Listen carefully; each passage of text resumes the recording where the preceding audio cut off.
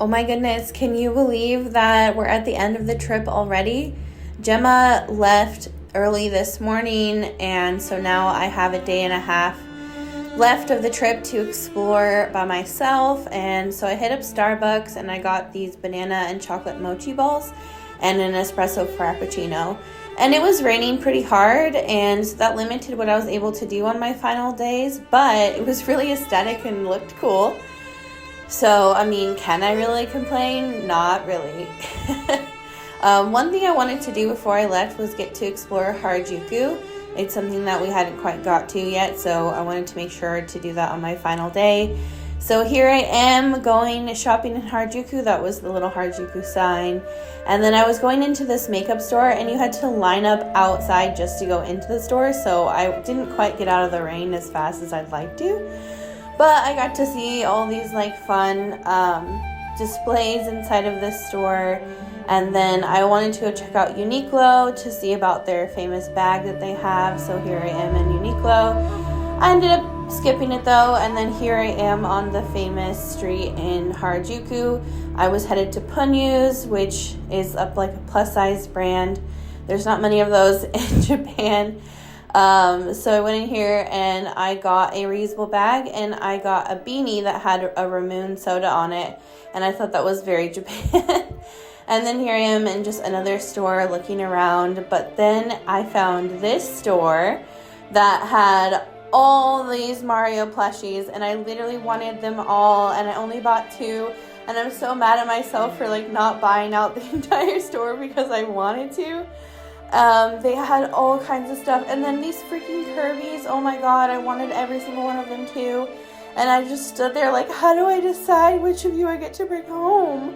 I want to bring you all home. So, I'm having a little bit of FOMO for the plushies I didn't buy. But, then I found this macaroon dessert stand, and I was thinking about getting some macaroons, because the ones that we had the other night were so good, even though I don't usually like them.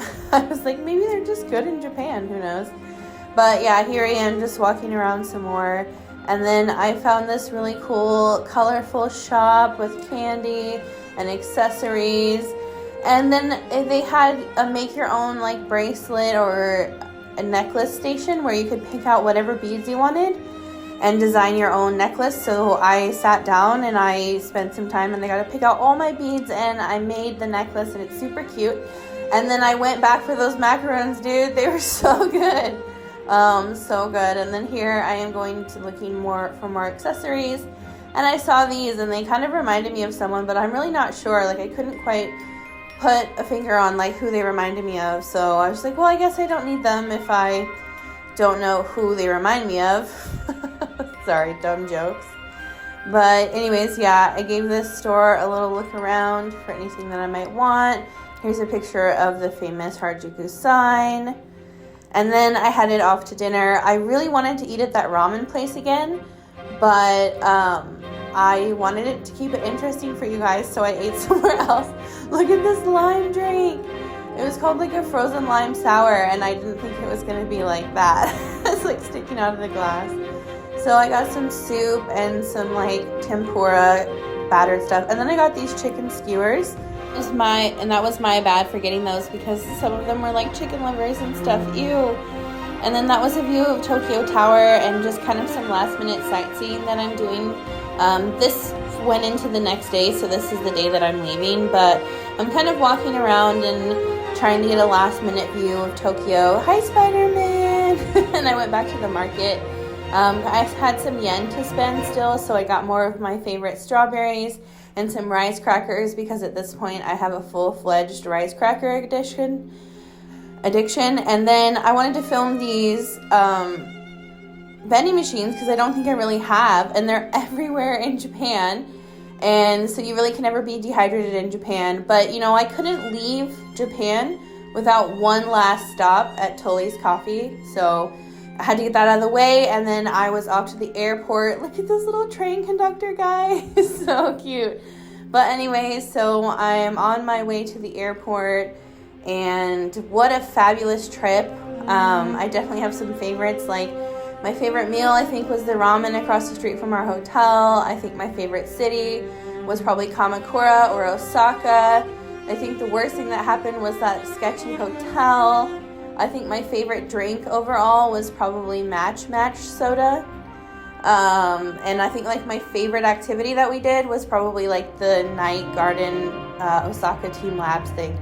Had to get my iced coffee one last time. And my last taste of Japan, these sandwiches and this soda, and it's kind of cool that like I had sandwiches on my first night, so it went full circle. But then I got onto the plane and some stuff happened.